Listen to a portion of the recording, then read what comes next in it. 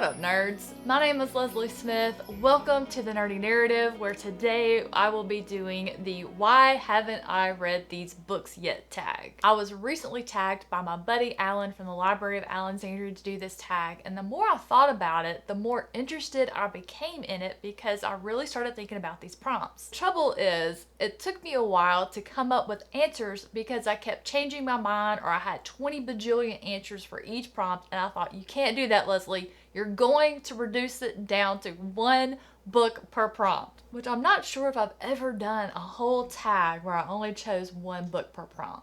That's what happens when you're the Mikey of BookTube and you'll read anything, at least once. Let's get into the prompts. Prompt number 1 is a classic book you haven't read but you want to read. This is the only prompt where I had an immediate answer that never changed the more I thought about the prompts for this tag. That is The Grapes of Wrath by John Steinbeck. Ever since I read his novel East of Eden, I have been thirsty for more of his writing style. The way that he writes about and captures the essence of humanity is so powerful. It just had such an impact on me that I wanted to read another. Once I finished East of Eden, I started sifting through his other novels, and The Grapes of Wrath was the one that stood out to me the most as being the next choice. From what I understand, The Grapes of Wrath captures the horrors of the Great Depression, what these characters do in the face of injustice and equality. I am very much looking forward into reading this one. So that is the classic book that I am looking forward to reading the most, that I don't know why I haven't read it yet. So for prompt number 2,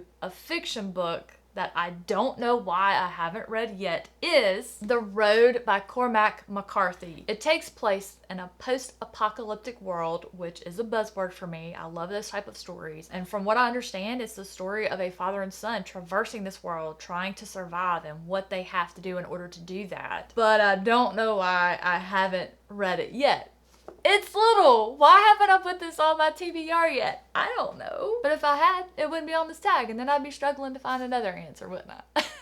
Prompt number 3, a nonfiction book that I don't know why I haven't read yet, but I want to read. I want to read Dave Grohl's memoir. I am curious to read this book because I would love to hear about his journey from the very first band he was in, which I think was called Scream, which then led to Nirvana, which then led to the Foo Fighters. Both of those bands are iconic. Everybody knows Nirvana. Everybody knows Foo Fighters. I'm really interested in reading about the formation of the band. I know Nirvana came onto the scene intending to make fun of the grunge rock, and then they became the #1 band for it. And another funny thing about all this, I don't like Nirvana and I don't like Foo Fighters, but I want to read about them. That makes a whole lot of sense, doesn't it? Okay. So number 4, a genre book. I'm gonna go with the fantasy genre. I know that is a genre that I read a lot of, but there is a powerhouse book that just seems to be the cornerstone of modern fantasy that tons of people have read that I haven't.